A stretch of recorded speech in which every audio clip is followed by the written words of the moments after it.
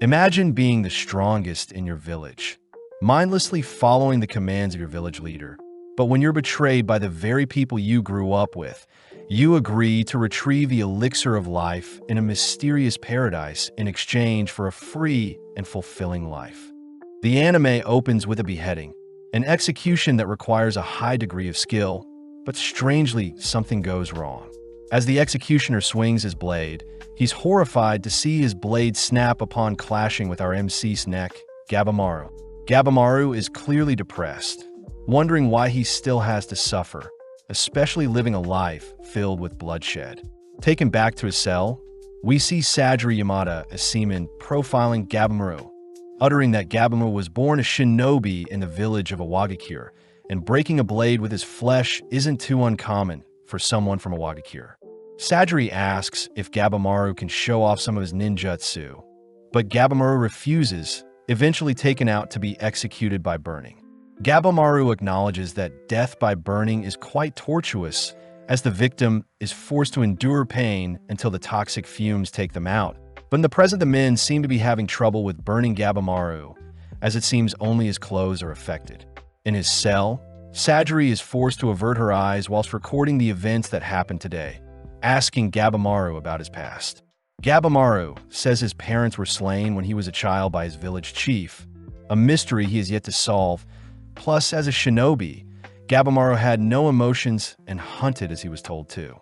Sajiri asks how Gabimaru was captured, hearing that Gabimaru wanted to leave his village, but his fellow shinobi ended up betraying him, something Gabimaru believes the village chief had orchestrated. Up next, Gabimaru is to be executed by bulls, a method where the victim is ripped apart by two mighty bulls. When Gabimaru's execution starts, he subtly pulls back against the bulls, completely ruining his execution, but this makes Sajiri call out Gabimaru for lying, seeing as he clearly has the will to live. Sajiri asks for more information on the reason why Gabimaru wanted to leave his village, and seeing as there is no point in hiding it, Gabimaru reveals that since he was the strongest in his village, the village chief had asked for his daughter, Yui, to marry Gabimaru. Gabimaru was disgusted at how naive Yui was, annoyed that Yui had tried teaching him proper etiquette and manners, and so Gabimaru left the village to get away from her.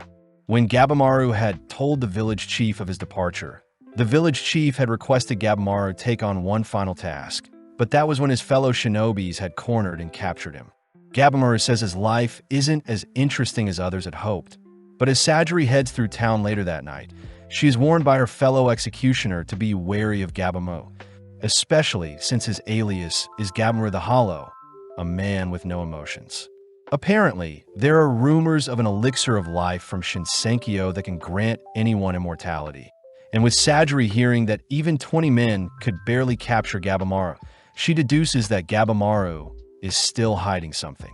The next day, the executioners attempt to boil Gabimaru alive with some searing oil, but even such a horrific method doesn't faze Gabimaru. Seeing as it's finally her time to shine, Sajiri asks for Gabimaru to be escorted underground, and upon entering into a creepy-looking room, Sajiri reveals herself to be a sword tester from Edo.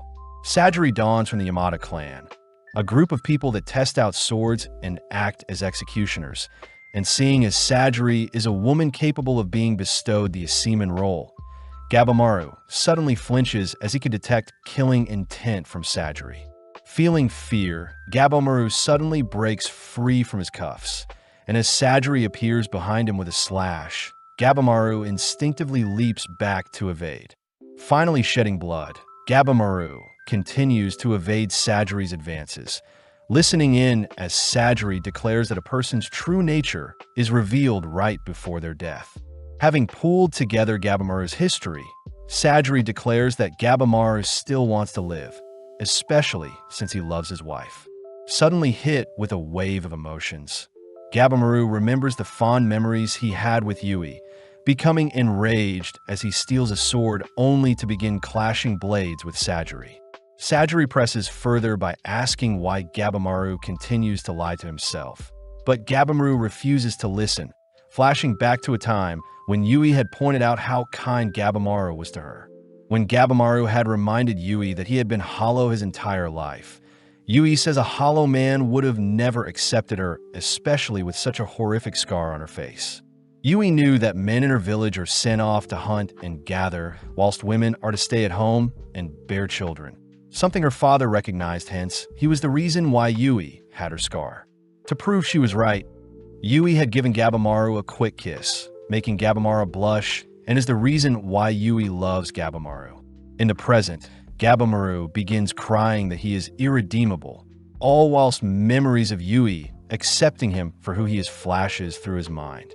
Gabimaru had wanted to quit his shinobi life and live alongside Yui peacefully, but Gabimaru knew his lineage along with the village chief would never allow such a life, making Gabimaru cry that he can never be normal. Luckily, Sajiri shows off an official pardon that will grant Gabimaru full immunity to all of his crimes along with full protection moving forward. Before Sajiri can grant such an offer to Gabimaru, she says Gabimaru must first visit Shinsenkyo, a place people consider paradise or heaven, to retrieve something. In the past, travelers had reached Shinsenkyo by traveling southwest beyond the Ryukyu Kingdom, all baffled by the gorgeous and dreamlike scenery, just like the paradise they had envisioned. When the shoguns had heard that the elixir of life could be found on Shinsenkyo, they sent more parties to search for the item. But when the parties returned, strange flowers were seen growing from the men's corpses. Such a tale baffles Gabimaru, but Sajiri says that all sorts of criminals will be sent to the island to search for the elixir, and the one that is successful will be given a free life.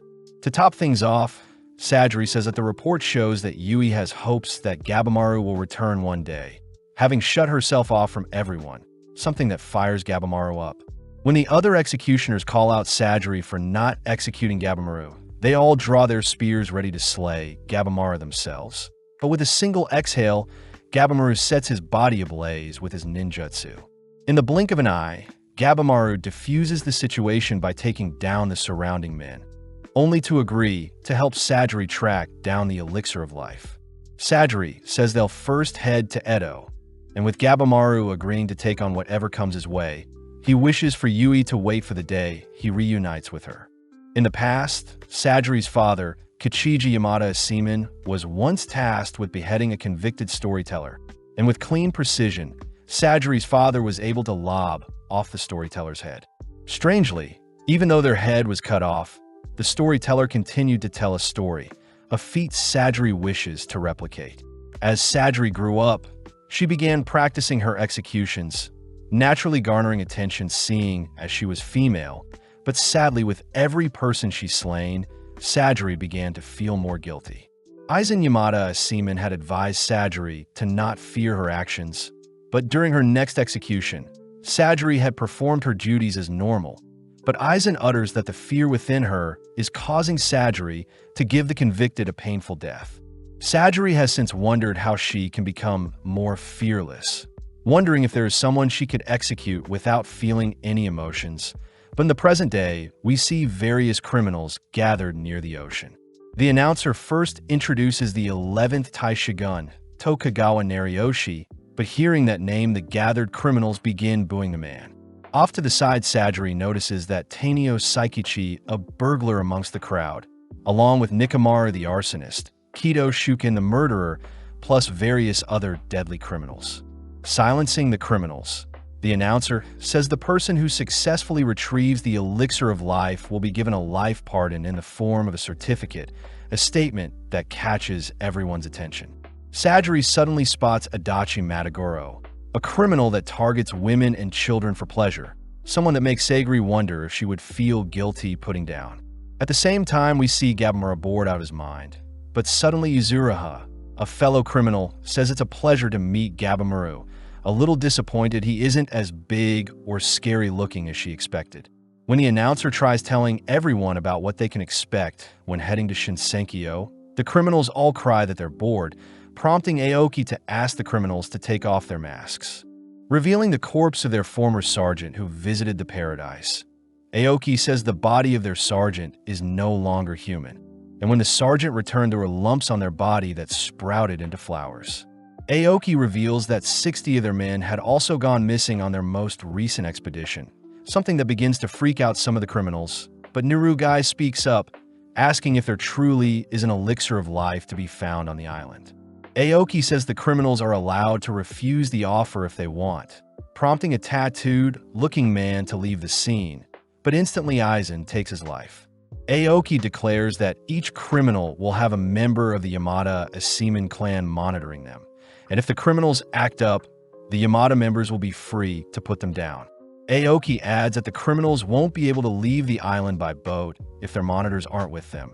But to make things worse, Tokugawa orders for the criminals to decide who will board the boats and head to paradise, giving Chobei Aza the cue to eliminate one of his competitors. Seeing as neither Aoki nor any other shogun is against Chobei's actions, the criminals suddenly start a massive brawl, each slaying each other with underhand tactics, all whilst Gabamaru patiently observes everyone. Aoki is weirded out when he sees Tokugawa enjoying the bloodshed before him. And when Tokugawa asks for the criminals, he should be looking forward too. One of the shoguns starts off by pointing out how talented Chobei is, having established a bandit village in the mountains of Io at such a young age. Next is Yuzuriha, who is a kunoichi and was part of the invasion of Sajua Castle. As for Gantetsu Saitamiya, he is well known for his masterful swordplay. Finally is Rokuruta, the giant monster that seems to be unfazed by the surrounding violence. But when the shogun points out that Gabamaru is supposed to be the most deadly of them all, we see that Gabamaru has yet to slay anyone. Following Sajiri, she suddenly hears Aizen calling her out for being afraid, reminding Sajiri that her weaknesses will only handicap her when they arrive on the island. Aizen declares that Sajiri isn't fit to wield a sword, reminding Sajiri of her upbringing as members of the Yamada clan at a very young age are tasked with testing swords, beheading criminals, and making medicine from corpses. Sadly, Sajiri was always bullied by other kids, all mocking her for being the daughter of the so-called neck-chopper cannibal Asa. Even though Sajiri tried suppressing her emotions, she was naturally drawn to the sword, strangely able to see disturbing reflections of the truth in the blade she wields. In the present, we see 3 criminals rally together to escape their entrapment, all declaring that they'll attack Sajiri and steal her blade. Before Aizen can intervene, Sajiri offers to put them down, stealing her resolve even though the souls of those she's slain still scare her. As Sajiri easily decapitates the 3 attacking criminals, she is suddenly surprised to hear Gabamaru confront Tokugawa, asking why they have to slay others to go on the expedition. Annoyed, Aoki asks a fellow criminal to slay Gabamaru in exchange for a guaranteed spot to the island. But as the criminal tosses a rock towards Gabamaru, Gabamaru easily dodges, only to ask the criminal if he feels bad for taking another's life. When the criminal says he could care less, Gabamaru gets serious, declaring he'll slay those who try to take his freedom. In an instant, Gabamaru begins dismantling the weaklings before him, taking one life after the other, even accidentally breaking free from their entrapment, only to continue his brawl in the nearby ocean. As the blood from the corpses stain Gabamaru and the ocean around him, the onlookers are disturbed by what they see, but Sajiri suddenly realizes what she was missing. Sajiri says she has been afraid to take the lives of others, when she should develop the resolve to shoulder the lives she has taken, just like what Gabamaru has been doing. As Sajiri sheds some tears, she announces that she will be the one to put Gabamaru down, and with that, Aoki announces the 10 participants that will be boarding the ships, starting with Chobi the Bandit King, Gantetsu Sai, the Sword Dragon, Kain the Hunter, Nurugai of Sanka, Horobu the Killing Prayer, Gabamaru the Hollow, Akajinu the Cannibal Courtesan, Yuzuriha of Keishu, Makaya Moro the Apostate, and Rokuroda the Giant. The next day, the criminals are given their Yamada monitor, only for everyone to board a ship heading straight for Shinsenkyo, Paradise Island. In the past, the chief of a Wagakure village showed off his immortality by allowing himself to be punctured and pierced by all sorts of weapons, saying that he had acquired his powers from a land across the ocean. As the gang arrive on the island, we see Gabamaru and Sajiri split off from the other members, both beginning their trek all whilst admiring the beautiful scenery around them. Gabamaru tells Sajiri to stay alert, especially since the surrounding plants and animals seem out of place. And As Gabamaro breaks free from his binds, Sajiri says she has been given strict instructions to have the criminals tie up their hands during their time on the island. Gabamaro says Sajiri is being too picky, plus their rations will only last them 3 days. But Sajiri draws her blade, reminding Gabamaro that she will execute him if he disobeys her. Seeing as he has no choice, he allows Sajiri to tie his hands up, but suddenly a massive steel ball clobbers Gabamaro. Revealed to be Kyun taking out his competition, everyone is surprised to see Gabamaro unfazed by Kyun's powerful blow, but Sajiri recognizes Kyun to be a warrior monk obsessed with wielding weapons. Rumor has it that Kyun has stolen 100 weapons from those he slaughtered, but Sajiri demands to know why Kyun's arms aren't tied, asking Kishu what he is doing. Kishu scolds Sajiri for being a stickler for rules, especially since the criminal's hand can be retied once they reboard the ships.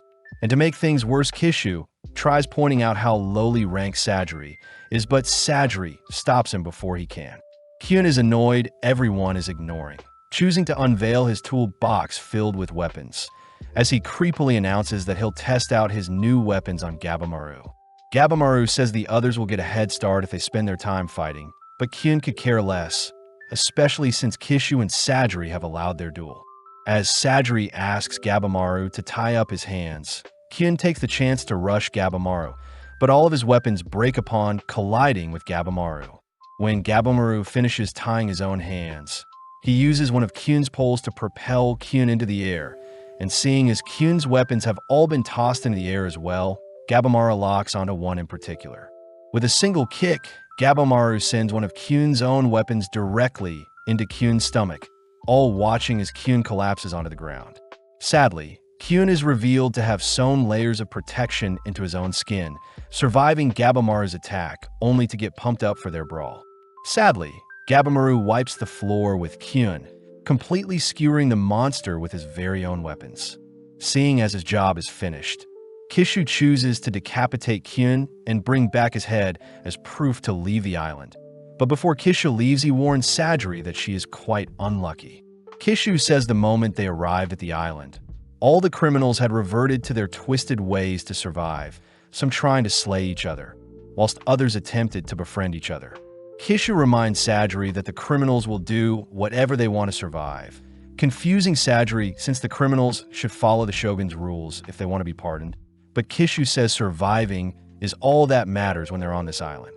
Kishu offers to set Sajiri free by putting Gabamaro down, but before Kishu can draw his blade, Gabamaro appears before him, declaring he doesn't want to waste time fighting a nobody.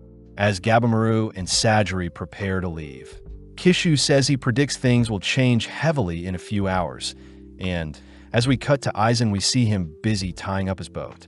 Seeing an opening, Rokuroda appears before Aizen, forcing Aizen to draw his blade, but upon seeing his sword shatter upon reaching Rokuroda's skin, Aizen is ultimately eliminated. Next up is Horobu, who is slain by Chobei. As for Akajinu, she is dispatched by Cheyenne, all whilst Yuzuriha and Mikaya have both been slain. Kishu tells Gabamaro that a messenger made contact with a new Iwagakure, and rumor has it that they'll be making their way to the paradise, alerting Gabamaro. As for Sajiri, Kishu says that this expedition is most likely a way to elect the next head of their clan. With that final warning, Kishu takes his leave, and with Sajiri wondering what type of person Gabamaro truly is, she is suddenly forced to block a strike from Gabamaro's blade. Gabamaro admits he was trying to put down Sajiri painlessly, flashing back to the moment when the village chief slaughtered Gabamaro's parents, having asked to leave his village after giving birth to Gabamaro. Gabamaro remembers the chief instructing Gabamaro to brush aside emotions to avoid being weak, and as Sajiri demands to know why Gabamaro has turned on her, Gabamaro says he has to find the elixir before the Iwagakure clan arrive on the island. Gabamaro apologizes since he needs to take down Sajiri, seeing as she is burdening him. But strangely, Sajiri nor Gabamaro can muster up the courage to take the other's life, both wondering what is wrong with themselves. Flashing back, we see Yui asking Gabamaro to embrace his emotions, especially since courage comes from someone being honest with how they feel, but after meeting Yui, Gabamaro had noticed his emotions getting in the way of his hunting. As Sajiri continues to duel Gabimaru, he opts to use his hands to take on Sajiri, but his emotions prevent him from dealing the final blow. With each blow, we see Gabimaru pulling his punches, cursing himself for being so weak. Stealing his resolve, he manages to shatter Sajiri's blade, but when he attempts to cut her down, Sajiri manages to save herself by blocking with her sheath. Sajiri calls out Gabimaru for being pathetic, and seeing as he has no other choice, Gabimaru manages to mount Sajiri, readying himself to don his hollow form. With every ounce of hatred in his body, Gabimaru relies on his instincts to plunge his blade into Sajiri, completely entranced by the village chief's influence, but still he is unable to take Sajiri's life. Strangely, memories of Yui sway Gabimaru to drop his blade, but this makes Gabimaru tremble as he fears his emotions will prevent him from reuniting with Yui. Sajiri corrects Gabimaru, as she believes Gabimaru has become far more stronger now, especially since he is attempting to change.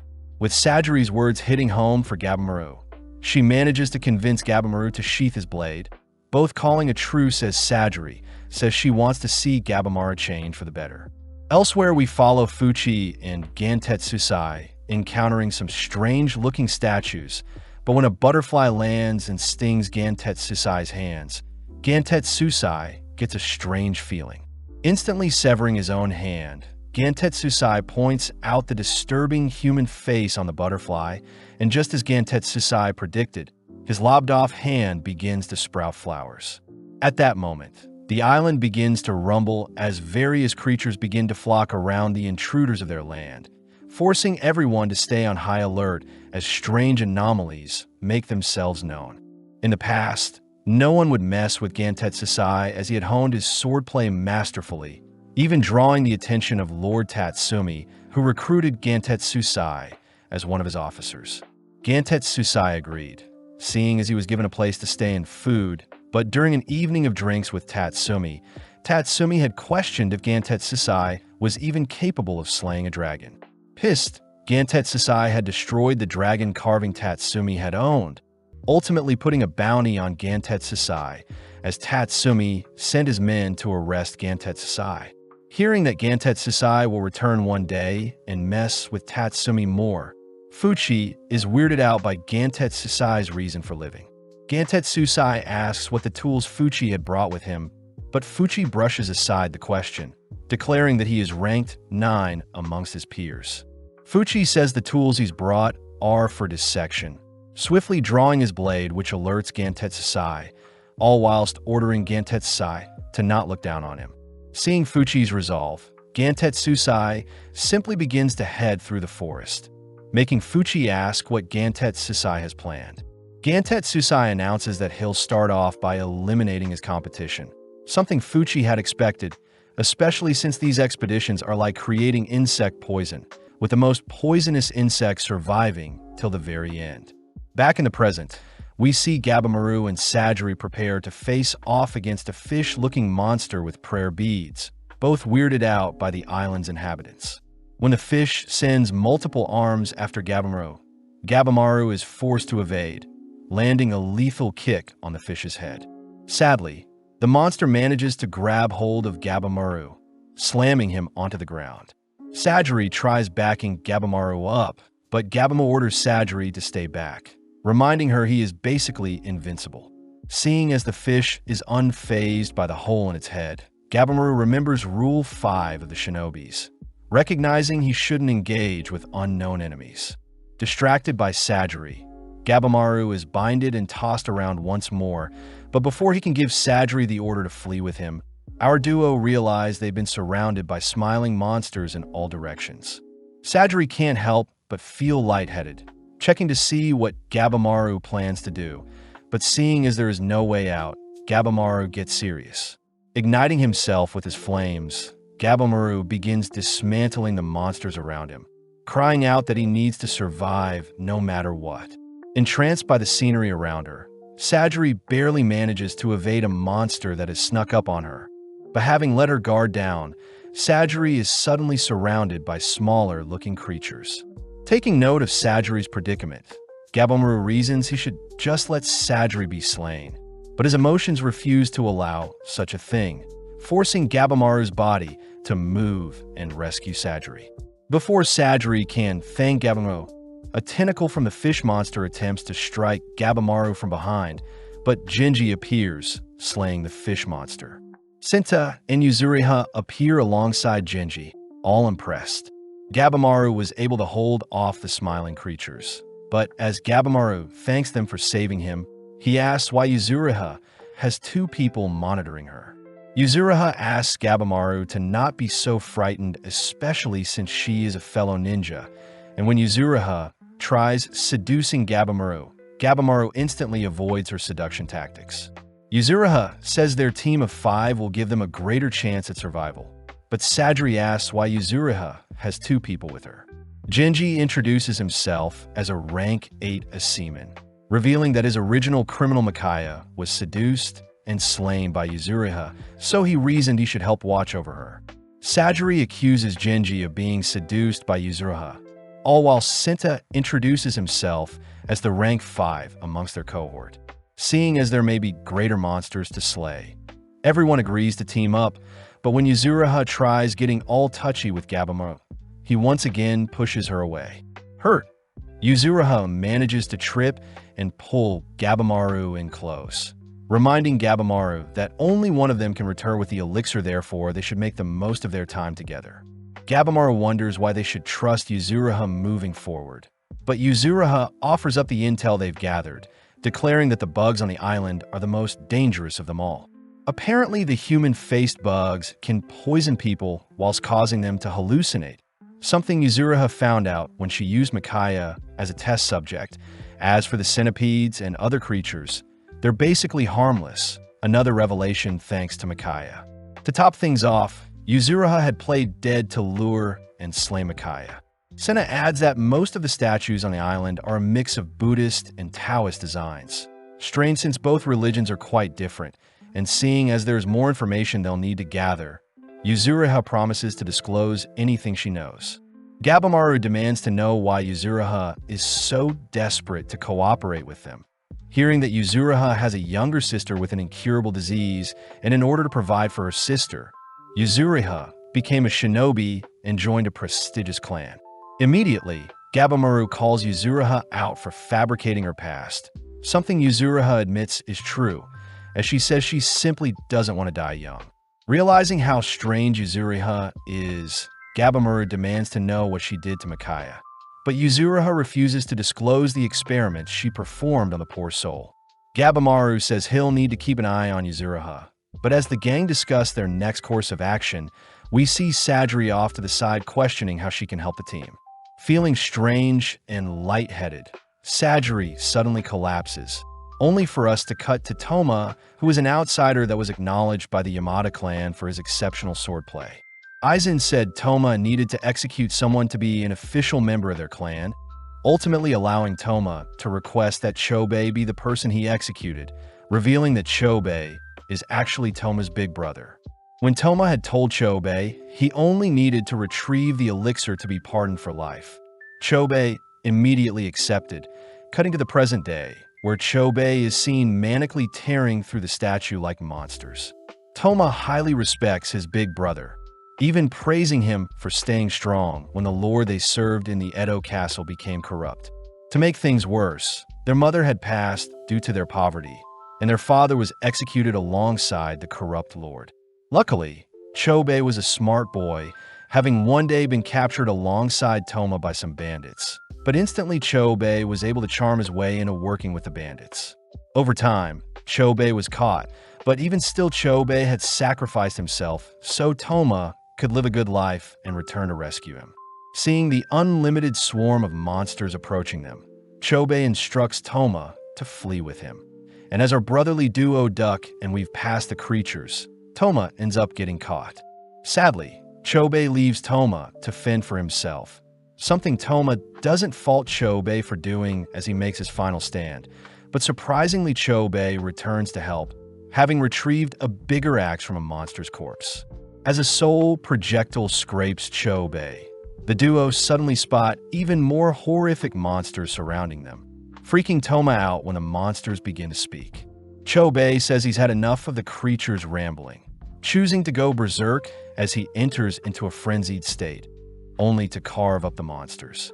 Toma remembers that his big brother will always be a beacon of hope for him, both agreeing to slay everyone else and claim the elixir for themselves. But Toma wonders how they'll be able to fend off their other competitors. In her dreams, Sajiri can only picture her father's disappointed face, but luckily, she awakens to see Genji watching over her. Genji says they've taken shelter in a cave and that Sajiri shouldn't move since she is still recovering from the butterfly's poison. But she ignores Genji's advice, choosing to peep her head outside. Surprisingly, the other three are quite nonchalant, with Gabimaru making dinner, Senta mending the team's clothing, and Yuzuriha lazing around. Seeing as Sajiri has awoken, Senta says they can continue their journey whilst they discuss their next course of action. And when Gabimaru shows off the food he had mashed together using the surrounding plants and seeds, Yuzuriha can't help but be disgusted. Regardless, Gabimaru says he had scouted the island whilst foraging, declaring that no location stood out to him. Yuzuriha asks if Gabimaru would be able to guess where the elixir is, but Gabimaru lies and says he only has the sketch of the elixir given to them to go on. Gabimaru adds that the plants are mainly combinations of ones found on the mainland, and seeing as they're near Ryukyu, there could be flowers that Gabimaru has never seen before. Strangely, Gabimaru reveals that some of the plants around them resembled the people that were previously sent to the island, a horrifying realization that makes Yuzuriha ask if Gabimaru fed them the corpses of their predecessors. Gabimaru says he didn't, but wonders if the mandarin plant he found could be the elixir. Sadly, Senta says the original idea of the elixir came from their interpretations, so their best bet would be to figure out what created the stone statues first. Sajiri says she is still creeped out seeing as the wildlife is too dangerous for normal species to survive on the island. And strangely, there were no reproductive organs on the creatures they slayed, plus they resemble gods that were created using human and animal parts. As the group tries to wrap their heads around the phenomena they've been facing, Gabimaru declares that such immortal beings would indicate that the elixir is real, but first they must figure out where the monsters live. That evening, Sajiri is still amazed an entire day has yet to pass, but suddenly Genji asks Sajiri to leave the island, declaring that as a daughter of the Yamada clan, she should focus on giving birth to their future generation. Sajiri says she'll stay and fulfill her duty, but Genji calls out Sajiri for losing her sword granted to her by the clan, reminding Sajiri that she doesn't have the heart to put down Gabimaru if the time comes. Genji says Sajiri's skills as a sword tester and executioner will do her no good in battle, but Senta appears questioning if it'll be easy to return to their main boat, seeing as most don't make it out alive. Cutting over to the rank 10 Tenza, we see him and Nurugai attempt to escape the island and return to the main boat, but Nurugai says Tenza is dumb for using brute strength to fight the currents in the ocean. Nurugai says he won't be able to return to land safely seeing as he doesn't have the elixir, but Tenza says he'll speak to the shoguns, intriguing Nurugai. When the duo spot the main boat in the distance, they jump in joy, but eerily they realize they've discovered the shipwrecks of all the previous boats that failed to escape the island. In the fog of war, a creepy silhouette is seen spying on them, and when Tenza draws his sword, the creature horrifically attacks with its tentacles. Managing to evade and leap onto the shipwrecks, Nurugai says that Tenza's shiny sword is showing the monster where they are, and seeing as they need to flee from the eldritch horror chasing after them, both desperately search for a usable boat. Nurugai still remembers the moment when his grandpa had asked Nurugai to survive no matter what, and it's revealed that Nurugai was the one who tried helping some samurais that were lost in the forest. But when they discovered Nurugai's village in the mountains, they slaughtered them, all seeing as the village wouldn't submit to them. Nurugai was the only one taken alive, ultimately meeting Tenza, who believed an innocent child shouldn't be executed, hence he was offered the chance to go free if he finds the elixir. But Nurugai wondered if he should live on to preserve his bloodline or snuff himself out to atone for his sins. Horrifically, the duo run into a malformed-looking Kishu, making Tenza cry out seeing as Kishu is unresponsive. Out of nowhere, the monster's tentacle tears Kishu's body into two, only for multiple other tentacles to entrap our duo in a ring. Seeing Kishu's corpse, Nurugai is reminded of his grandpa's last moments, suddenly falling onto his knees as he asks that Tenza leave him and flee. When a tentacle rushes towards Nurugai, Tenza severs the tentacle only to demand Nurugai explain himself. But Nurugai says the Sanka convention he grew up and instructed him to live for the mountain and village.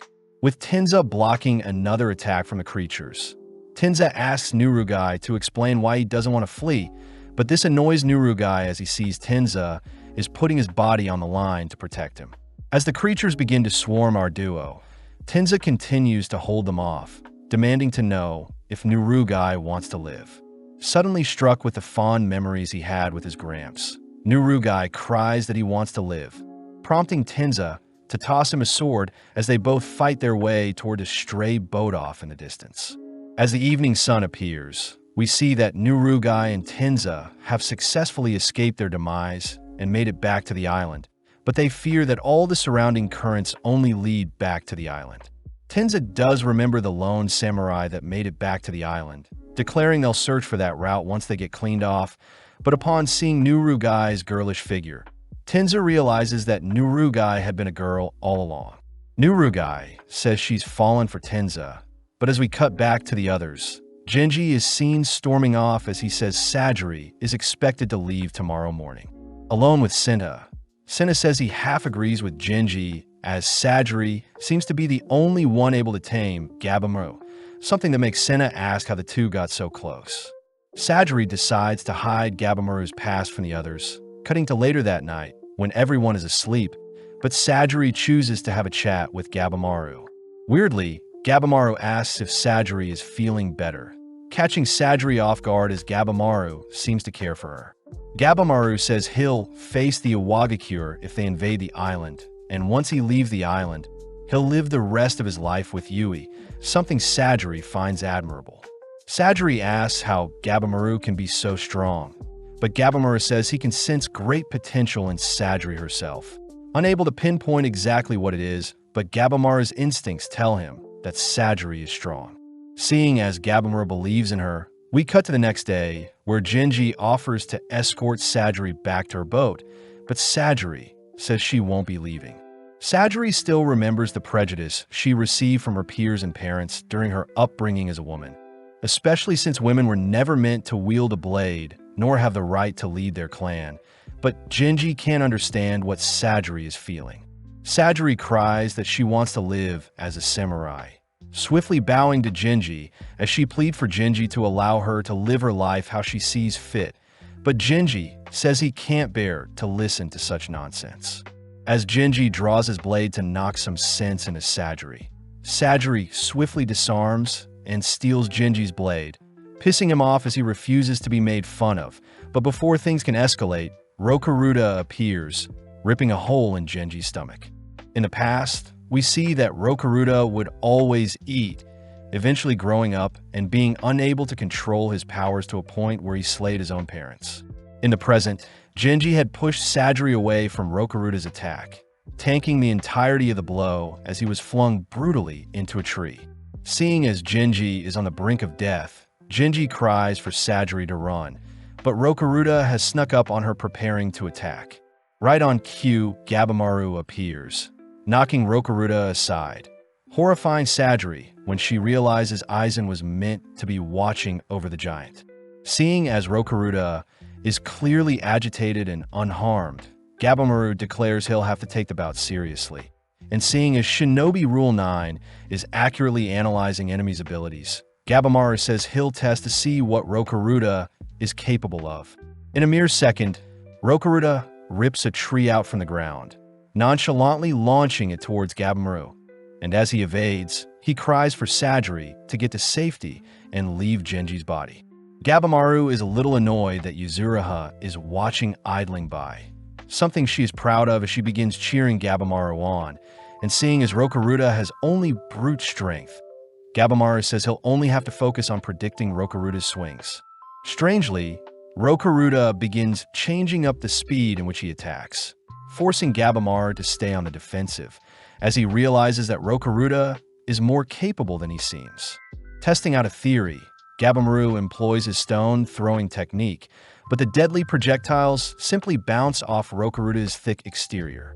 Seeing as Gabamaru's other ninjutsus are basically useless against such a formidable opponent, we cut to Sajiri, who desperately tries to stop Genji's bleeding, but Genji says it's too late. Genji takes the chance to point out how nurturing Sajiri is, but Sajiri cries she has always wanted to embody the responsibilities of both men and women, shocking Genji as he finally realizes what Sajiri was trying to tell him earlier. Genji chooses to give Sajiri his blade, an item that is meant to represent a warrior's soul, and seeing as Rokuruda probably slayed Aizen, Sajiri must be the one to take the giant down. Back with Gabamaru, he is unable to get close to use his flames on Rokuruda, fearing that he'll be snuffed out the moment he gets too close. But surprisingly, one of Rokuruda's fingers are severed, revealed to have been Sajiri who had targeted one of Rokuruda's joints. Seeing as Rokuruda does have weak points after all, both Sajiri and Gabamaru agree to work together, all while Senna says he would like to tend to Genji's wounds, but Yuzuriha calls Senna out for telling a bold-faced lie. Yuzuriha says they can flee if the others lose, and seeing as Rokuruda's finger wound has already stopped bleeding, Gabamaru says they'll cut Rokuruda at the legs to make him kneel only to take the giant down with a single blow to his neck. As Gabamaru draws Rokuruda's attention, he buys time for Sajiri to sneak over to Rokuruda's legs, but her slash fails to breach the giant's skin. Seeing as her attack was filled with emotion, Sajiri says she needs to rid herself of all emotions, all whilst Rokuruda retaliates with some projectiles of his own. Although our duo can evade, Gabamaru notes his fatigued legs. As for Sajiri, she still fails to make a cut on Rokuruda's body. Sajiri cries they need to make Rokuruda kneel over before she can cut his nape, but suddenly Rokuruda's stomach begins to growl, causing the giant to bawl his eyes out as his cries create deafening sound waves. With everyone in the vicinity covering their ears, Gabamaru is suddenly caught off guard as Rokuruda pounds him into the ground. And even though Gabamaru seems fine, he suddenly begins spewing out blood as the impact from the single attack was too much for him. Seeing as Gabamaru is unable to move, Sajiri rushes to intercept Rokuruda's next attack, and as she sees her life flash before her eyes, she comes to the realization that her attacks can both be filled with emotion and reason. Masterfully, Sajiri manages to parry Rokuruda's next attack, only to duck a second incoming slam. Taking a deep breath, Sajiri braces and calms her mind, emitting an aura that frightens Gabamaru all whilst impressing Yuzuriha, as Senta says her ranking was originally meant to be 12th. Senta admits that Sajiri was placed last due to her status as a woman, but after she has removed any hesitation, it's apparent that her skills surpass even most masters. As Sajiri brawls with Rokuruda head-on, Gabamaru is completely blown away by how Sajiri is moving, and when Rokuruda loses footing and falls on his back, Sajiri rushes to capitalize. Sadly, Rokuruda leaps away before Sajiri can slice his neck, but seeing as Gabamaru is back online, Gabamaru says they'll need to employ a high-risk tactic to take down the giant.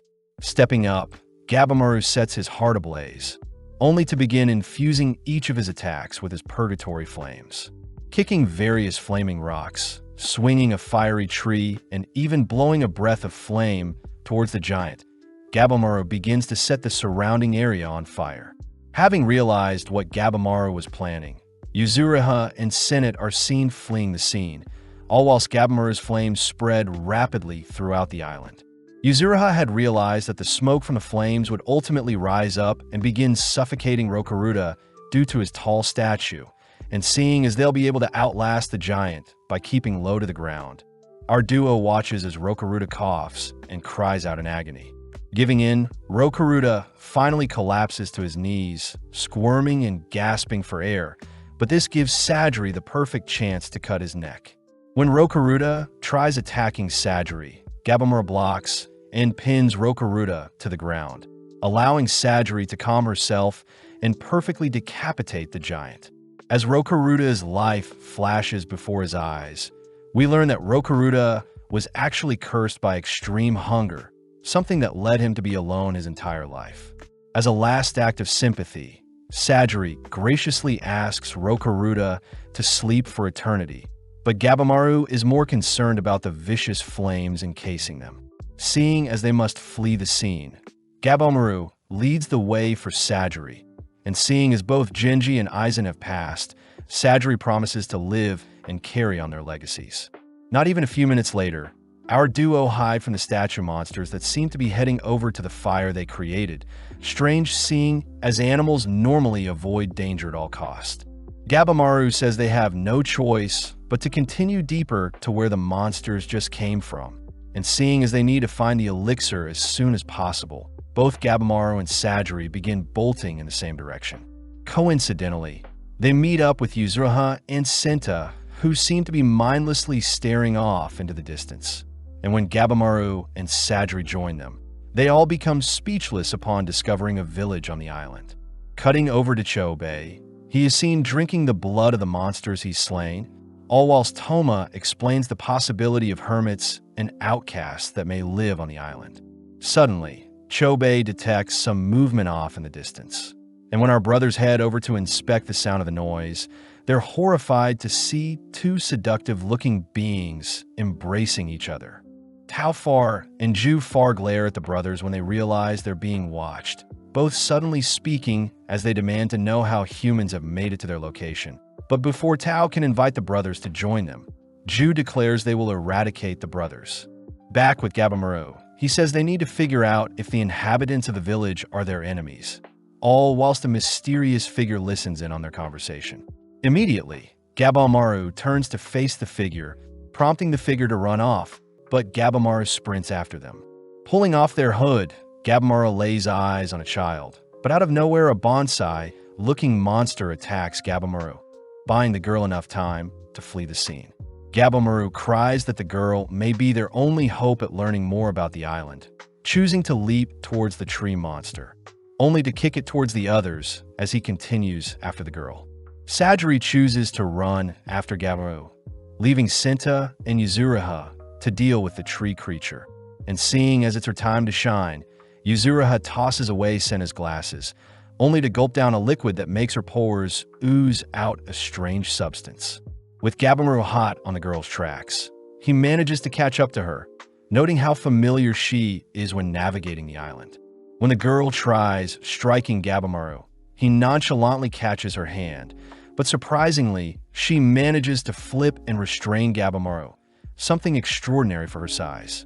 Sajiri tries calling out to the girl, reassuring her that they mean no harm, and when the girl stops to face Sajiri, she is revealed to have charged up a punch. As the little girl swings her mighty fist, Gabimaru swiftly intercepts the blow, but he still receives the impact from the punch, an abnormal occurrence similar to the strength Rokuruda exhibited. Having barely been able to keep conscious, Gabimaru is pissed that the little girl is giving them so much trouble, choosing to retrieve some vines only to bind and string the girl up. Funnily enough, Gabimaru's cold glare causes the girl to cry, allowing Sajiri to step in and nurture her. As Yuzuriha comes to fetch her duo, she reports that she was able to take down the tree monster, and as the gang waits for the girl to warm up to them, Huko the tree monster suddenly asks for Mei to be returned to them. Huko promises to take them to their village and feed them, and seeing as their village has a bath, our gang gladly follow Huko back to its village. Although skeptical, Gabimaru says this may lead to more information on the elixir, and upon reaching the abandoned, mist-looking village, Huko says they'll show off their home to the gang. Strangely, Huko says their village was very different 1,000 years ago, shocking the gang to see such antique-looking items in Huko's home. As Mei wakes up, Yuzuriha demands to take a bath first, completely melting away her sorrows as she indulges in a hot, steamy bath. Gabimaru is annoyed they're taking a break, but Sajiri seems to have been swayed by the hot bath as well, gladly joining Yuzuriha as she feels guilty for taking a break while still on the job. As Mei hands a girl some towels, we cut over to Senta, who yearns to take a sip of water, but Gabimaru says they need to be careful. When Huko presents an assortment of plump fruits, Senta can't help but drool, But although Gabimaru is hesitant, Huko says they aren't poisoned. Gabimaru asks how Huko knows Mei, but Huko refuses to answer, and before Gabimaru can ask about the location of Elixir, the entire gang sits down to enjoy a meal like a family. Huko starts by revealing that the land they're on is called Kotaku, and it's a location that Huko has lived on all their lives. Gabimaru asks if the elixir truly exists, something Huko confirms as it is commonly known as tan on the island, but Gabimaru demands to know where they can find it. Huko starts by explaining that the island is comprised of 3 regions, an outer region comprised of shore and woods known as Aishu, the middle section where their current village is located called Hojo, and finally the intersection filled with mist called Horai, and is also where they'll be able to locate the elixir. Gabimaru gets quite excited seeing as he'll get to reunite with Yui, but he is still skeptical, asking Huko if he can provide any proof. Huko says the immortal Tensins are beings that can never perish or age, and they're the primary proof that the elixir exists. And as we follow the brothers, they're seen helplessly fighting off against Ju, one of the Tensin. Huko says the monsters they fought prior are known as Sashins, whereas the Tensin are completely on another level, a disturbing fact since the Tensin won't allow any humans to leave the island. With Ju slaughtering Chobe and Toma, we see Gabimaru demand to know more about the Tensin, but Huko says they're beings that can command the Sashin and punish the guilty, and by turning the corpses of the people they slay into flowers, the Tensin can create more elixir. With Toma and Chobe being tossed into a pit filled with deformed humans, he desperately tries to free Chobe from being wrapped up in roots, all whilst Huko shows off the regenerative blessing he received from the elixir. When Gabimaru tries interrogating Mei, Sajiri and Yuzuriha scold him for doing something so inhumane, cutting to later that day, where Gabimaru is heading to take a bath. Gabimaru is weirded out seeing as Sajiri still needs to monitor him, but the duo are still unable to wrap their heads around the concept of the immortal Tensins, especially since Senna had pointed out that most of the concepts on the island are foreign Taoist terms. Regardless, Gabimaru says he needs to clean off first, but upon entering the bathhouse, they realize Mei is already inside. Gabimaru could care less seeing as people of all ages and genders would bathe together in his village. But when Sajiri inspects Mei's body, she is saddened to see both Gabimaru and Mei's bodies in rough shape. Taking charge, Sajiri says Gabimaru will need to scrub his body first, only to turn to Mei, suddenly applying a mix of oil and ash to help clean out her hair. Although Gabimaru doesn't like the idea of taking breaks, he still remembers a time when Yui would help him wash his back, all whilst telling Gabimaru to relax when he can, that way he'll be ready when he needs to fight. Gabimaru also remembers how his wife would conceal her face scar with her hair, something he had asked Yui to stop doing, especially since such trivial things don't bother him, and such a declaration meant a lot to Yui. In the present, Gabimaru asks Mei to be proud of the scar she's received as well, something that ultimately makes Mei warm up to Gabimaru, as he actually doesn't seem that scary of a man. Following a younger-looking Tenza, he was born into poverty and always considered trash by those who walked past him on the streets. Tenza had to steal in order to live, seeing as his parents didn't care for him, and one day whilst walking down the street, he had bumped into some samurais. When the samurais had tried teaching Tenza a lesson, Tenza ended up brutally beating them up, but on that fateful day, Tenza met Shine. In the present, Tenza and Nurugai are seen circling the island coast in hopes for a way out, but Nurugai says such a plan will only tire them out. Tenza says they can't fight the monsters in the forest seeing as Nurugai is a girl, but as Nurugai cries that she wants to marry Tenza no matter what, they suddenly spot Ju-jin appear beside them. Tenza wonders where Ju came from, but Ju strangely transforms from a female to male, all whilst angrily demanding to know who slayed the Shashins in the forest.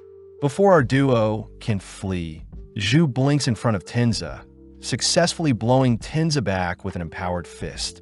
Nurugai tries running over to Tenza, but Ju cuts her off, attempting to snuff her out as well, but Nurugai evades with several flips. Ju is impressed by Nurugai's movements, but as Ju calmly marches over to our duo, Tenza takes a chance to blind Zhu with a slash to their face. Horrifically, Zhu regenerates their wounds, making Tenza suggest they flee. Tenza starts off by dashing towards Zhu, instantly carving and slashing at Zhu's limbs, something that buys him enough time to flee with Nurugai into the forest. Sadly, Zhu manages to catch up to them all while showing off their half-plant and human body, and before Zhu can pay them back, a lone sword flies through the air, decapitating Zhu. Cheyenne appears, ordering our duo to run, and when Nurugai asks who Cheyenne is, Tenza reveals that Cheyenne is his master, and interestingly enough, Cheyenne is blind and navigates using his other senses. Having made it a safe distance away, Tenza introduces Cheyenne as a rank 4 swordsman amongst their peers, but before Tenza can say any more, Cheyenne scolds Tenza for not going for Zhu's head and legs. Cheyenne is glad to see Tenza is safe, revealing that when he tried leaving the island, Cheyenne couldn't find any safe currents that would get him away from the island. Cheyenne admits that there was a single current he found that led to safety, but a strange presence seemed to be guarding it, exciting Tenza as the three of them could possibly leave if they worked together. First things first, Cheyenne raises his blade to Nurugai, demanding to know why Tenza is working together with a criminal, especially since Cheyenne had executed his own criminal when she disobeyed orders and tried seducing him. Cheyenne reminds Tenza that they can't pick and choose who are deemed criminals, as it's ultimately their clan that decides, and they as executioners must follow the rules regardless of their beliefs. Tenza cries that Cheyenne is a hypocrite as he took Tenza in and trained him even though he was a criminal as well, and when Tenza cries that he wants to give Nurugai the same chance Cheyenne gave to him, Cheyenne can't help but praise how much Tenza has grown. Cheyenne agrees to allow Nurugai to tag along, surprising everyone when Cheyenne says he knows Nurugai is a girl. But before the gang can discuss what they'll do to avoid encounters with Zhu, Zhu mysteriously appears behind Tenza. Cheyenne swiftly tackles Tenza and Nurugai away, revealed to have received an almost lethal blow from Zhu. But as Tenza tries cutting off Zhu's limb once more, Zhu declares they've already adapted to Tenza's techniques, all whilst evading his slashes. Zhu says the humans will be needed to make more tan, freaking out Tenza as he declares he'll need to slay the monster before him now, taking a breath only to unveil his ultimate technique. Although Cheyenne tries calling for Tenza to stop, Tenza chooses to rush forth, sending out a flurry of slashes towards the monster. Sadly, Zhu easily evades each slash, retaliating with a single flick that punctures several holes into Tenza's body. In the past, Tenza had asked Cheyenne why he took him in and trained him, hearing Cheyenne utter that their job is to take lives, so it's natural that he wanted to help people in his spare time. Tenza found it hard to learn the way of the sword and adopt the practices of normal samurai, something Cheyenne didn't expect Tenza to accept anyway. But Cheyenne says Tenza has great potential and he needs to be ready to protect those he cares about in the future. Stiffening up, Tenza cries that he doesn't want such responsibilities put on him, declaring that he wants to leave and live out a normal life. Understanding Tenza's pleas, Cheyenne says if Tenza can land a blow on him any time in the future, Tenza is allowed to leave as he pleases. The next morning, Tenza is seen attempting to sneak away from the dojo, but is caught by Aizen, who asks Tenza to accompany him for a morning walk. Aizen could care less if Tenza leaves or not, but as they stroll through a graveyard, Aizen shows off the grave of Cheyenne's former student. Aizen says the student's name was Tez Shin, a rebel just like Tenza, and sadly at the time Tez Shin wasn't given enough attention, so he left the dojo. Although things were calm for a time, Cheyenne was one day tasked with an execution, but when he prepared to execute the criminal he was assigned, Cheyenne had realized it was Tez Shin, his student. Aizen says Cheyenne was forced to follow through and put down his student, a sad end to Tez Shin's life as Tez Shin had returned to being a criminal when he left the dojo, and Tenza is meant to be Cheyenne's attempt at righting his wrongs.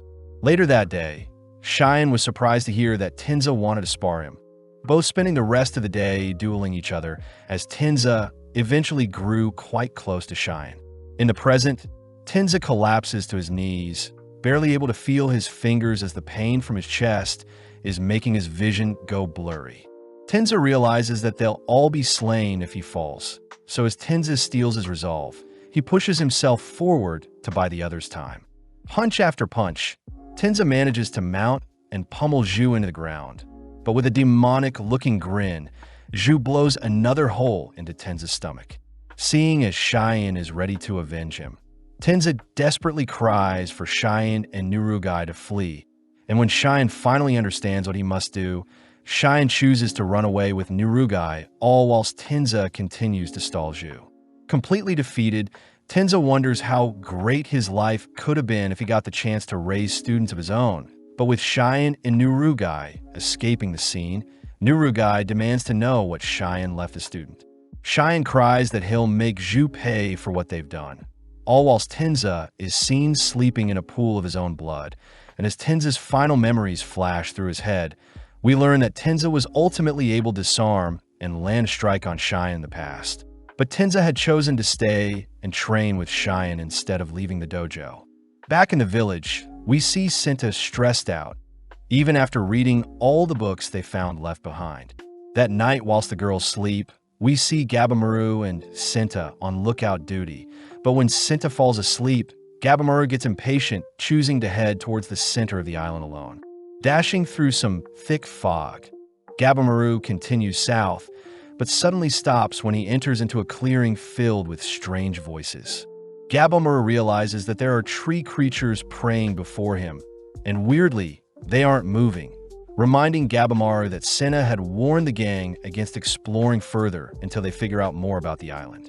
Gabimaru fears he is running out of time, continuing deeper into the fog, all while someone seems to be tailing him. Not too long after, Gabimaru runs into a man-made building, something Huko had predicted as the center of the island is still meant to be quite preserved for those living in it. As Gabimaru reaches out to the door in front of him, he suddenly realizes that Zhu has appeared behind him, but luckily Zhu says they're too exhausted to engage in another fight. When Gabimaru asks if humans can truly be made into the elixir, Zhu sparks up, immediately rushing Gabimaru with an empowered palm. Gabimaru chooses to parry the blow, following up with a powerful kick that sends Zhu's head spiraling. But Zhu simply continues to hunt Gabimaru down. Seeing as Zhu can regenerate infinitely, Gabimaru employs his flames to incinerate Zhu.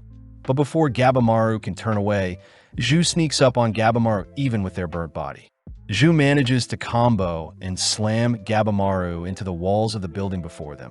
And when Zhu regenerates all of their wounds, they're surprised to see Gabimaru still standing. As their duel continues throughout the desolate wastelands, Gabimaru is able to keep up with Zhu, something that excites Zhu as it's been ages since a human was comparable to them. With Zhu refusing to answer any of Gabimaru's questions, Gabimaru begins to grow tired, desperately racking his brain for a solution to outwit the being before him. Whilst attacking Zhu, Gabimaru strangely mimics Zhu's technique from earlier, managing to empower a kick that does a decent amount of damage to Zhu. Zhu realizes that Gabimaru himself doesn't know what he is capable of, and seeing as he can't let Gabimaru get the better of him, Zhu unveils a hidden technique, suddenly striking Gabimaru with an invisible projectile. The sheer impact of the projectile sends Gabimaru to his knees, and when Zhu begins firing hundreds of similar strikes at Gabimaru, Gabimaru cries that such a power is similar to Maze. Gabimaru desperately tries to leave the blast zone, but Zhu manages to clobber Gabimaru with a lethal blow, a strike that blurs Gabimaru's vision. Envisioning Yui cheering for him, Gabimaru musters all his strength and begins rushing towards the eye of the storm, only to begin exchanging blows with Zhu. Gabimaru declares he'll destroy Zhu faster than they can recover, successfully knocking Zhu down only to demand to know where the elixir is. Creepily, Zhu smirks, beginning to call forth several flowers to begin encasing their body. In mere moments, Zhu has morphed into a disturbing amalgamation of flower and monster, swiftly letting out a surge of electricity that ruptures the surrounding area. With a roar, Zhu clears the dust cloud formed from the explosion, but Gabimaru is still standing. When Gabimaru tries leaping in for a kick, Zhu simply blocks only to electrocute Gabimaru once more, sending Gabimaru clinging to whatever remaining life he has left. Gabimaru tries activating his flames to deal with Zhu, but his body screams out in agony, allowing Zhu to bombard Gabimaru with strikes all whilst he begins to lose consciousness. Waking up, Gabimaru notices Yui beside him, glad to see that everything was a dream. When Yui tries serving Gabimaru some tea, he apologizes to Yui, declaring that he may not be able to make it home after all. In the present, Zhu has restrained Gabimaru and is preparing to tear him apart, but surprisingly Gabimaru is still able to cut Zhu up. Remembering Rule 20, Gabimaru declares he'll muster up all of his strength and take down Zhu before he kicks the bucket, reflexively setting his heart ablaze as he attempts to burn Zhu up. Sadly, Zhu simply drops Gabimaru, allowing his flames to die out, only to charge up another electric shock to end Gabimaru. Right on cue, Mei appears, choosing to protect Gabimaru by erecting a barrier only to flee the scene, having leapt off the nearby cliff. Choosing not to pursue them, Zhu is clearly annoyed that Mei rescued a human. But as the sun begins to rise the next day, we see Sajiri disappointed that Senta had let Gabimaru flee. Senta deeply apologizes, suggesting they go search for Gabimaru. But Yuzuriha says it would be foolish, as it'll be quite hard navigating the thick fog in Horai. Luckily, Huko offers to join them, uttering that Mei may have gone after Gabimaru. Setting out straight away, Huko leads the way, all whilst Yuzuriha asks Huko to disclose more on these mysterious Tensen, especially since they may run into them soon. Huko says that the Tensen are 7 hermits, beings that are capable of changing their genders as they see fit. And as we cut to the Tensens, they're seen chatting away the day, only for Rain to appear, asking everyone to make their reports. The Tensens all report that peculiar humans have arrived on their island, and when they hear that many Sashins have been slain, Zhu blames Zhu for not keeping a closer watch on the humans. Zhu states that Zhu is very incompetent, suddenly blowing their head off as they hear Zhu was using too much Tao and even had to undergo their Kishikai transformation to survive. Rain orders everyone to settle down and not harm each other, seeing as their family. And when Rain asks if Zhu had dealt with the brothers properly, Zhu confirms that the brothers were dumped into the pit whilst barely alive. Rain tells the others not to underestimate this batch of humans, asking if Zhu had dealt with Gabimaru, but Zhu lies and says they did. To end their gathering, Rain pours each of the 7 members a cup of a strange liquid, and upon downing the drink, Zhu's wounds are all healed. Back with the gang, Huko says that there was originally a single hermit that became a god and split their being into several parts, and it is those 7 beings that govern the island. The gang are even more surprised to hear that Huko used to be human as well, but sadly the humans, after some time, transform into tree creatures. Hence the praying tree statues in the clearing Gabimaru encountered. Huko says his family had all transformed before him, and tragically his daughter was the first to transform. So all Huko can do now is hope that him and his family souls are allowed into Horai, as it's ultimately the Tensen gods that decide whose soul can truly rest in the center of the island.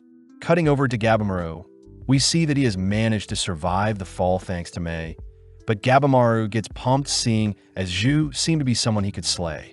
Before Gabimaru can think of what to do next, Fuchi and Gantetsusai appear, intriguing Gantetsusai as he wants to slay Gabimaru. As Gantetsusai begins to assess Gabimaru's condition, he is impressed that Gabimaru is still breathing, declaring it won't be easy to defeat Gabimaru. Firing back, Gabimaru notices that one of Gantetsusai's arms is missing, declaring that he'll use that weakness to take down Gantetsusai with him. Before the boys can take each other's lives, Fuchi interjects, telling Gantetsusai that they need to extract information from Gabimaru, especially where Sajiri is along with the little girl behind Gabimaru.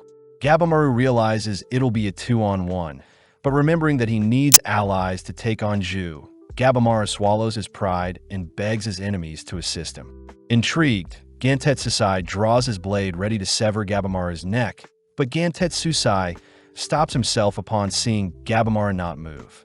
Seeing as the duo are willing to listen, Gabimaru reveals the existence of the Tensen to the others, information that is quite hard to believe. Surprisingly, Gantetsusai is on board with teaming up, declaring that he wants to become immortal, that way his name will become a pillar for generations to come. With Fuchi interested to study the bodies of the immortal Tenshin, the trio agree to unite their strengths, but at that moment Mei awakens. Strangely, Gabimaru sees that Mei has grown substantially since they last spoke, swiftly rushing to ask Mei various questions. Seeing as he is scaring Mei, Gabimaru backs off only to thank her for saving him. And now that he's calmed down, Gabimaru asks what connections Mei has to the Tenshin. Back with the others, Sentha can't help but be suspicious of the names of the Tenshin along with the names given to the 3 territories, pointing out how the names are a mix of different religions. Sentha says the various relics and religious pieces they saw on the island are too jumbled, reminding them of Mikaya, who tried creating his own religion in an attempt to overthrow the existing shoguns. Plus, the monsters are strangely created, a sign that there is a creator overseeing things. And it seems that only the humans that have become flowers can leave the island. Senna suspects that their search for the elixir will also give them a way out of the island. But Yuzuriha doubts that they'll be able to find the elixir and upheave a system that has been in place for 1,000 years. Yuzuriha also fears that Gabimaru is no longer with them. But knowing his personality, Sadri says Gabimaru is 100% alive. Back with Gabimaru, he asks if Mei can help give them information on how to defeat the Tenshin. But when Mei utters that Tao can help them, she is incapable of explaining what Tao is. Gantetsusai suspects that Tao is a form of martial arts. And as we follow the others, Huko explains that Tao is power that flows through all living things, and the Tenshin are masters of Tao. Following Nurugai, we see her attempt to land a blow on Cheyenne from behind, but mystically Cheyenne blocks and disarms Nurugai. Cheyenne refuses to take Nurugai as a student, seeing as all of his students have passed. But Nurugai cries that she can't bear to see her loved ones perish, something that resonates with Cheyenne. Cheyenne starts off by revealing the existence of waves flowing around their bodies, a feature Cheyenne uses to help him navigate the world. Cheyenne's explanation of waves is actually the same explanation for Tao. And to use Tao, a person must balance their state of mind just like yin and yang. Huko says that Tao can grant a user immense strength and increase one's durability, something Sadri has noticed before. But as we follow Cheyenne, we see he has had a change of heart. As Cheyenne begins teaching Nurugai the basics of how to wield a sword, Nurugai suddenly notices several Sashins sneaking up on Cheyenne, but before Nurugai can say anything, Cheyenne begins slaying them all whilst continuing to teach Nurugai how to use a sword.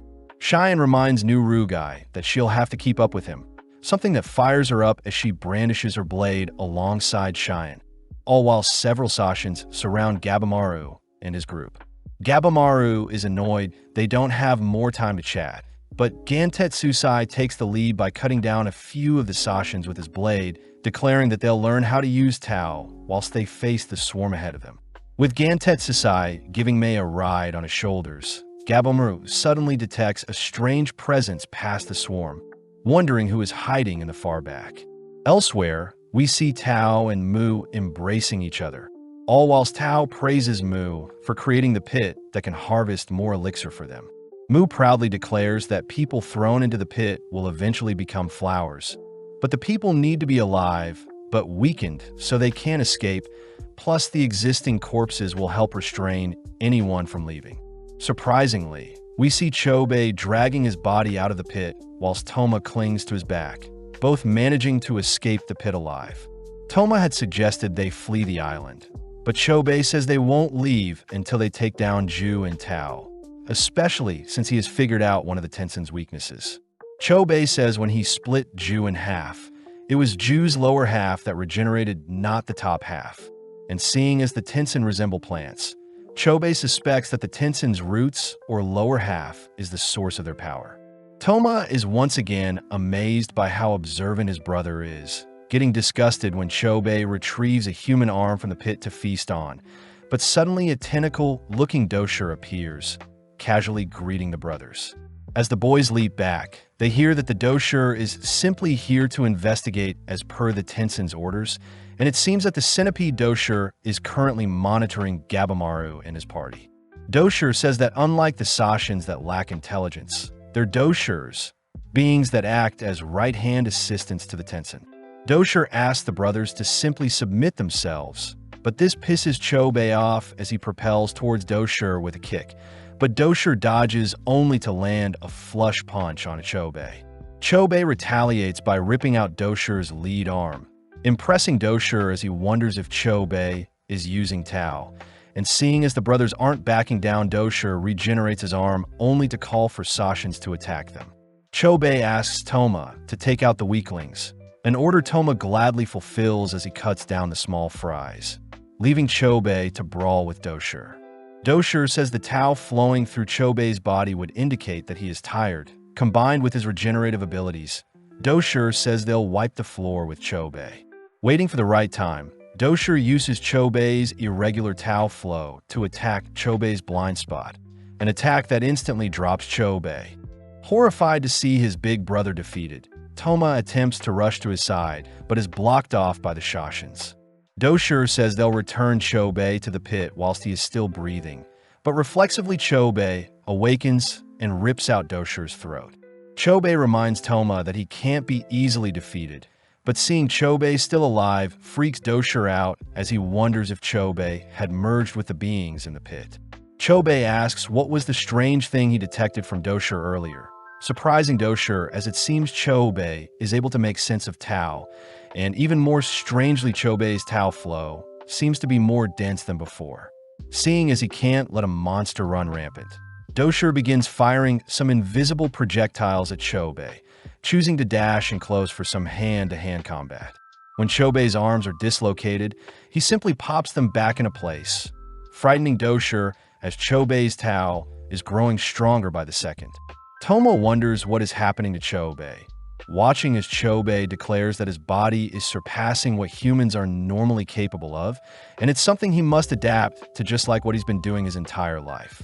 In the past, when Chobei and Toma were captured by some bandits, they had tried tormenting the boys by placing scars on both of their faces. But to protect Toma, Chobei had willingly punctured one of his eyes to show the bandits he was willing to become one of them. In the present, whilst Toma holds off the Shoshin from intervening, Chobei rushes towards Doshir, even charging through the strange projectiles Doshir sends at him. Focusing in, Chobei aims for Doshir's stomach, confirming that the monsters they'll have to face share the same weak point in the navel area of their stomachs.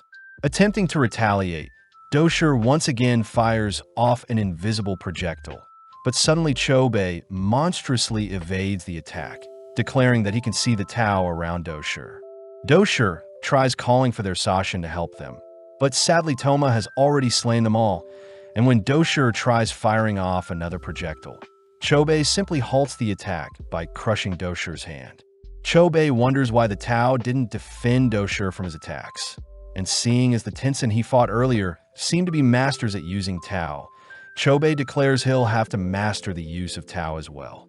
Chobei miraculously begins to mimic Doshir's projectile attack, blasting a hole in the monster's stomach only to demand Doshir answer his questions. Off to the side, Toma can't help but fear the type of monster Chobei has become, swiftly rushing over to help Chobei tie up Doshir, all whilst noting the strange vine markings he had acquired whilst in the pit. Back with Mei, we see she has the same vine markings as well, but as she rides Gantetsusai's shoulders, she scolds Gantetsusai for not balancing his attacks. Seeing Gabamaru dismantle the Sashins with his martial arts, Gantetsusai admits that Gabamaru is quite strong, but sadly Mei says Gabamaru isn't balancing his attacks either. Off to the side, Fuchi gets to work dissecting the monster's corpses, only to report that each Sashin has a unique internal structure, meaning each creature has their own weak points. Gabamaru can't help but wonder what Mei is hiding, having caught a glimpse of her true power before he fainted atop the cliff, but seeing Gabamaru glare at her, Mei begins to cry. Gantetsusai demands that Gabamaru be more nice to Mei, but Gabamaru says he's already nice to her, both continuing to slaughter the monsters, all whilst Mei tries telling them their attacks are too strong. The centipede Doshir seems to be inspecting the boys' movements, but upon seeing that Mei is with them, Doshir tries a sneak attack, but Gantetsusai has already detected and blocked the attack. When Gantetsusai tries swatting Doshir away, Doshir manages to evade and drag Mei away with their jacket.